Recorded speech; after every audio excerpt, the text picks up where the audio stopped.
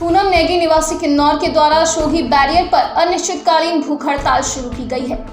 यह हड़ताल पिछले लंबे समय से उठाई जा रही अनधिकृत वोल्वो बसों के चलाए जाने व निजी वाहनों को टैक्सी के रूप में चलाए जाने के विरोध में किया जा रहा है। गौरतलब है कि पिछले काफी लंबे समय से बाहरी राज्यों से आने वाली निजी वोल्वो बसें हिमाचल प्रदेश में चल रही हैं। समय समय पर इनमें से कई बसों के चालान भी हुए हैं व कई बसों को ब्लैकलिस्ट भी किया जा चुका है, परंतु इस सब के बावजूद ये बसें अभी तक धड़ल्ले से चल रही हैं। इस बात को भारत सरकार के ध्यान में लाने के बावजूद सरकार के द्वारा कोई कड़ी कार्रवाई इन बसों पर नहीं की गई है।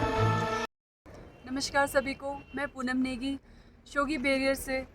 आज मैं भूख हड़ताल पर बैठी हूँ जो हिमाचल में चल रही अवैध वोल्वो बसों के खिलाफ।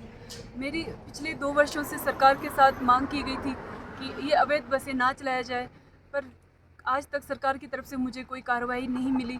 इस वजह से मुझे मजबूरन होकर शोघी बैरियर पर धरने पर बैठना पड़ रहा है, जिस कारण वर्तमान में या पहले भी हमारे को जो टैक्सी सर्विस है या फिर HRTC के डिपार्टमेंट है, इनको काफ़ी नुकसान का सामना करना पड़ रहा है। ऐसे में सरकार कोई भी ठोस कदम नहीं उठा रही है, जिस कारण आज मजबूरन हमें यहाँ पर कदम उठाना पड़ रहा है। उम्मीद करती हूँ कि सरकार 2 दिन में हमारा सुनवाई करे और इस पर ठोस कार्रवाई की जाए।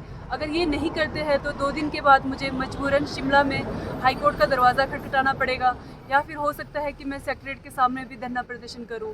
आशा करती हूं कि मेरी आवाज़ सरकार तक पहुंचे। इन बसों के चलने से सरकार को टैक्स भर रहे टैक्सी चालकों व HRTC को भारी नुकसान उठाना पड़ता है।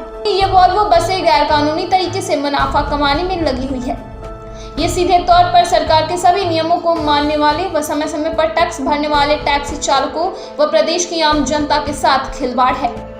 पिछले काफी समय से बार बार सरकार के समक्ष इन बसों पर कार्रवाई की मांग करने के बावजूद जब सरकार के द्वारा कोई उचित कार्रवाई नहीं होगी तो मजबूरन यह भूख हड़ताल का कदम उठाया गया है।